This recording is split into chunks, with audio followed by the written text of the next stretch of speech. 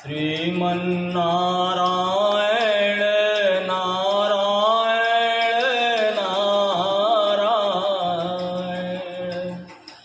श्रीमन्नारायण नारायण नारायण श्रीमन्नारायण नारायण नारायण श्रीमन् नारायण नारायण नारायण हनुमत नारायण नारायण नारायण। बोले आनंद कंद भगवान श्री राघवेंद्र सरकार की जय। जानकी मैया की जय। चारों भैया की जय। कृष्ण कन्हैया की जय। जय श्री सीताराम। जय जय श्री राधेश्याम। जय जय श्रीमन्नारायण। हरि ओम तत्सत। हरि ओम तत्सत। हरि ओम तत्सत।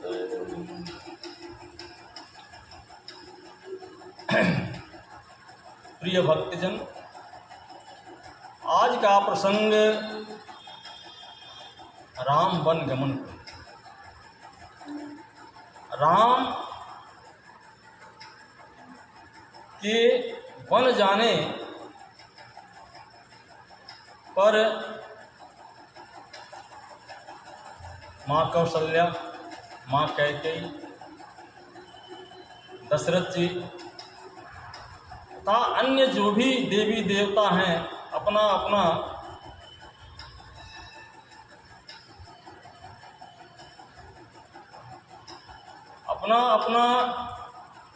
पात्रता किस तरह निभाए हैं, ये सब पहले से लिखा हुआ है। पहले से सब ऐसा ही होना था। इसमें किसी की कोई गलती नहीं है कि जिसको दोष दिया जा सके। बस पात्र कैसे अपनी पात्रता को निभाए हैं, यह बहुत सराहनीय है। एक बार की बात है, जब जनकपुर से चारों भाई विवाह करके और अयोध्या लौट आए अपने अपने पत्नियों के साथ, तो भरत जी और शत्रुघ्न जी, बच्चों को ननिहाल बहुत प्यारा है तो बहुत खुश होते हैं, तो कहते हैं ननिहाल जाएंगे। तो भरत जी और शत्रुघ्न जी जो है ननिहाल गए अपने मामा के, और राम लक्ष्मण जी अयोध्या में थे। तो एक बार दरबार में बैठे हुए राजा दशरथ जी देखे अपने राम लक्ष्मण को। मन में कुछ ऐसी बात आई उनके, कहे कि अब हमारा समय भी हो गया चौथापन, और बहुत राज्य कर लिए, बहुत निभा लिए जिम्मेदारी। अब अपनी जिम्मेदारी जो है राम को सौंप देना चाहिए। अपना जो है कार्यभार जो है राम को, क्योंकि राम बड़े थे, राम को दे देना चाहिए और उसका राज्याभिषेक कर देना चाहिए। तो वशिष्ठ जी कुलगुरु थे। वशिष्ठ जी को बुलवाए और उनसे सलाह ली। वशिष्ठ जी कहे कि बहुत अच्छी, यह सोच आपकी जो है बहुत अच्छी। तो कहे कल कि कोई मुहूर्त देख करके निकाल दीजिए। अब देखिए भावी प्रबल, दो लड़के ननिहाल में हैं। अगर कोई कथा वार्ता भी कहवाता है तो सबको परिवार को जुटा लेता है। यहाँ वशिष्ठ जी जैसे ज्ञानी कह रहे हैं कल जैसा मुहूर्त ही कोई नहीं है बढ़िया, कल ही मुहूर्त इसका बढ़िया है, कल ही राज्याभिषेक कर दो। तो राज दरबार में सोचना और क्या किस चीज़ की कमी थी जिसका जो है व्यवस्था करना है। सब आदेश हो गया कि ठीक है कल राम का राज्याभिषेक कर दिया जाए। तो यह बात जो है हवा की तरह जो है पूरे अयोध्या में फैल गई। मंथरा भी जान गई, इसी तरह से जानी तो मंथरा कैकेयी से आके कही कि ये तो बड़ा गलत हो रहा है। बोले क्या हो रहा है? आज तो कल ही राम का राज्याभिषेक हो रहा है, और देखो ये लोग कितना जो है तुमसे दुराव रखते हैं। कैकेयी को समझा रही है, ये लोग कितना तुमसे दुराव रखते हैं कि भरत जो है ननिहाल में और इधर राम का राज्याभिषेक, यह उचित समझ में आ रहा है? अरे उससे क्या हुआ, राम बड़ा है, लड़का है हमारा, चाहे राम राजा हो चाहे भरत, उसमें तुमको क्या पता। अरे नहीं, आप बात नहीं समझेंगे, आप बहुत सीधा है, ये वो दुनिया भर के उनको जो है उनकी सराहना करके उनकी मति को और ली। और ये हुआ कैसे, देवताओं को जब ये पता चला तो देवता लोग कहे कि घबरा गए, अरे तो जिस कार्य के लिए भगवान आए थे वो कार्य ही नहीं होगा और इनका राज्याभिषेक हो जाएगा, राज्य करेंगे तो फिर निश्चरों का क्या होगा। तो देवता अपने में कुशाल करके अपने मंत्र गणना करके और जो है माँ सरस्वती से प्रार्थना की कि माँ ऐसी ऐसी बात है। तो माता जी जो आके मंथरा की मति फिर मंथरा जो है इस प्रकार कैकेयी को समझाई और कैकेयी तो वीरांगनी, उनकी सराहना जितना ही कर लिया जाए, लोग उल्टा सीधा कहते हैं लेकिन जो नहीं जानते वही कहते हैं, नहीं करना चाहिए ऐसे। माँ कैकेयी जैसा वीरांगनी देवी और सराहनीय इस रामायण में कोई पात्र नहीं है।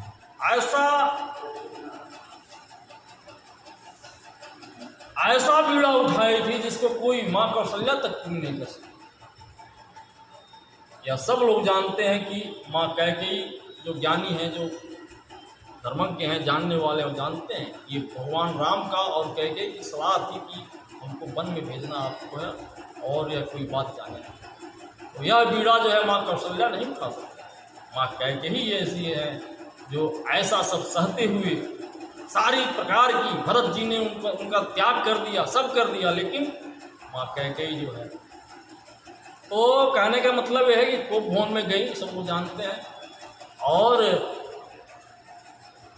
दशरथ जी को पता चला कि मेरी प्रिय रानी कैकेयी जो है कोप भवन में गए, तो कारण कुछ बोल नहीं रही है, गुस्साई है, तो क्या बात है, क्या कारण है, क्यों ऐसे जो है आप ऐसे कोप भवन में पड़ी हैं, कोप भवन में पड़े रहने का कारण बताइए। तो माँ कैकेयी देखिए, प्रिया चरित्रम पुरुषस्य भाग्ये दैवो न जानिष्ठितो मनुष्य। माँ कैकेयी कह रही हैं कि सुनहु प्राण प्रिय भावक जी का, देहु एक वर भरतम टीका। देखिए यहाँ प्रिया जी, और इनको ऐसे खुश की राजा दशरथ जी को, जब कहे कि तुम जो चाहो सो मांग लो, मैं सब चीज देने के लिए तैयार हूं। तो क्या देने के, 2 वर देने के लिए कहे थे, आज तक इसको उसके बारे में चर्चा ही नहीं की।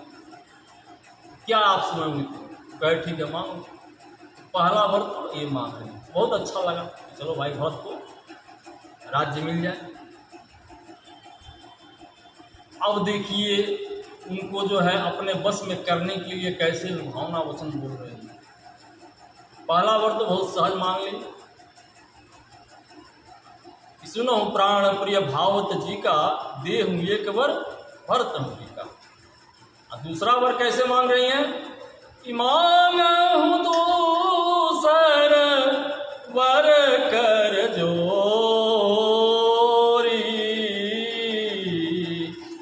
पुरवहु नाथ मनोरथ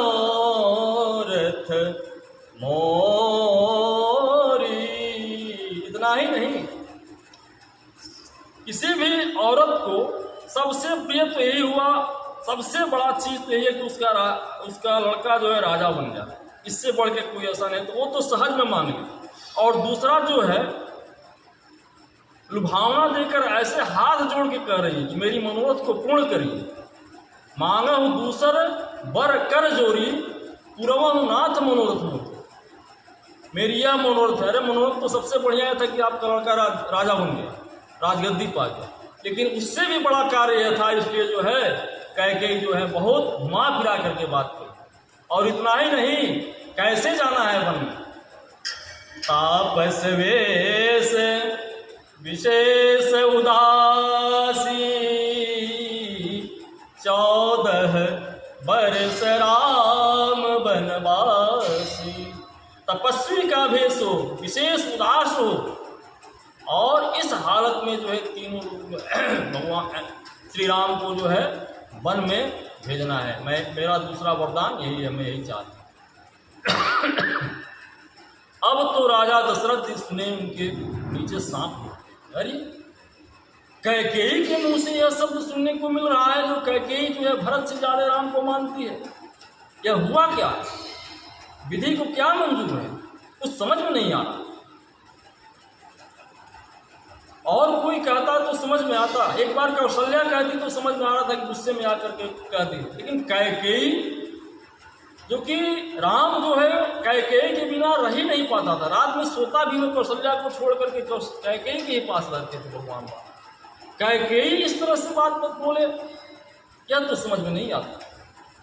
बहुत प्रकार से कैकेयी को समझाए, लेकिन विधि का विधान और एक गुप्त, इसीलिए माँ कैकेयी को मैं सराहना करता हूँ कि माँ कैकेयी जैसा जो है वीरांगनी, और अवसर आने पर कठोर और अवसर आने पर कोमल, यह हृदय जो है माँ कैकेयी ही कर सकती हैं, बाकी किसी और।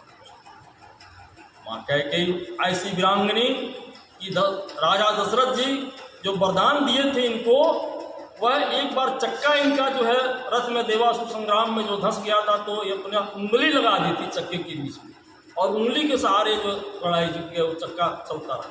इतनी वीरांगनी माँ कहती, जितना सराहना कर लीजिए सब कम। तो कहने का मतलब है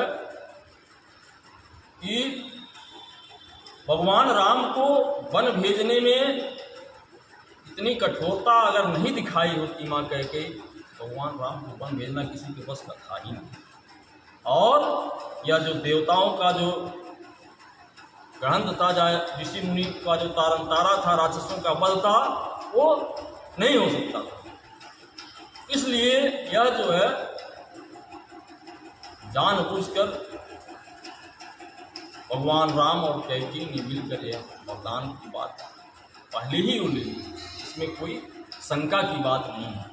इधर भरत जी जब तो भगवान राम तो वन को चले गए हैं, सब लोग जान रहे हैं, इसमें संक्षेप में कह रहा हूँ मैं। भरत जी को जब ये बात पता चली है और ननिहाल से सुमंत जी इनको बुला के ला रहे हैं, तो भरत जी जब आए अयोध्या में देख रहे हैं चारों तरफ उदासी, तो उनके समझ में आ गया कि बात कुछ गड़बड़ है। जो इनको देख रहा है मुँह जो है मोड़ ले रहा है। भरत जबकि अयोध्यावासी को इतना प्रिय, आज इसको कोई देखना नहीं चाह रहा है, बात क्या है? कोई बात तो है जरूर। आए हैं तो इनको ऐसा मतलब किया गया था कि सीधे माँ कैकेयी के पास आए, राज दरबार में आए। माँ कैकेयी जो इनकी मंथरा और कैकेयी आरती की थाली लेकर के कि हमारा भरत आ रहा है, और जब आरती की थाली लेकर देखा इनको, वो श्वेत वस्त्र में जब देखे विधवा इस दशा में, राजा दशरथ जी के मरने के बाद आए तो सब लोग जान रहे हैं, तो विधवा स्थिति में जब देख रहे हैं तो ये अचेत हो एक तरह 1 मिनट के लिए मूर्छित, और कहे माँ क्या बात? कहे कुछ नहीं, कोई ऐसी बात नहीं। कहने बताओ। बहुत आग्रह करने पर जब माँ बता रही हैं कि ऐसी ऐसी बात हुई है, और थोड़ा सा जो है बीच में ही बात बिगड़ गया है, मैं तुम्हारे लिए सब तैयारी कर दी हूँ, सब तुम्हारा काम बना दी हूँ, और जो है थोड़ा सा बात नहीं बिगड़ गया, तुम्हारे पिताजी का देहांत हो गया। तो पिताजी का देहांत हो गया, भैया कहाँ थे? पिताजी कुछ कहे नहीं, तो बोले राम राम कर दे। क्या भैया कहाँ थे वहाँ पे? उस समय भैया कहाँ थे? तो भैया तो वन चले गए। अरे भैया वन चले गए। अब पिताजी के मरने का दुख थोड़ी देर के लिए खत्म हो गया। भगवान राम वन चले गए, भैया वन चले गए। अब ये सोचने लगे क्यों भैया वन कैसे चले गए, इसके बारे में बताइए। जल भून करके इतना कटु वचन बोल रहे हैं माँ कैकेयी को,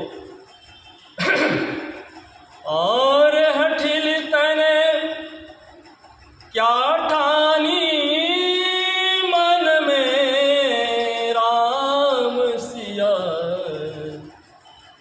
भेज दई रे बन में। हठिल तने क्या ठानी मन में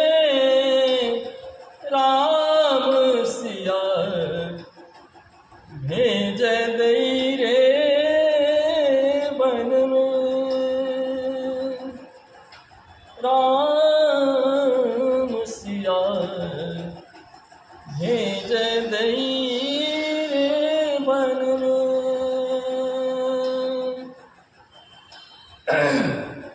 और बर मांगत मन भयो न पीड़ा कटी जीव मुँह पड़े न कीड़ा। बर मांगत मन भयो न पीड़ा कटी जीव मुँह पड़े न कीड़ा। और तन क्या सोची मन में राम सिया भेज दई रे बन में। हठीली तैने क्या सोची मन में राम सिया भेज दई रे बन में। और भरत जी नाना प्रकार का कटु वचन कहते हुए मां कैकेयी को बोले, आज से यह भरत तेरा परित्याग कर और जिंदगी भर तुम्हारा मुंह देखने का प्रयास नहीं करूंगा और अपने मुंह से मां नहीं कहूंगा। यह कठिन व्रत यह भी मां कैकेयी बर्दाश्त की और लाख सफाई देने के बाद भी भरत जी चल दिए। और भरत जी जा रहे हैं, वशिष्ठ जी नाना प्रकार के मंत्रीगण सब लोग समझाए, लेकिन भरत जी कहे नहीं, भैया के बिना मेरा जीवन एक भी पल यहाँ बिताना मुश्किल है और मैं भैया के बिना रह ही नहीं सकता हूँ, मैं भैया को मनाने जा रहा हूँ। और भरत चले चित्रकूट हो रामा राम को मनाने। भरत चले चित्रकूट हो रामा राम को मनाने। राम को मनाने सीता मैया को मनाने। भरत चले चित्रकूट हो रामा बाबू लखन को मनाने। और भरत जी चल दिए हैं भगवान को मनाने, उनके साथ फौज लश्कर सब रानियां सब लोग चल दिए हैं और भगवान से चित्रकूट में मिलने के लिए चल दिए हैं। जय श्रीमन नारायण, जय श्रीमन नारायण, जय श्रीमन नारायण। कृष्ण राधा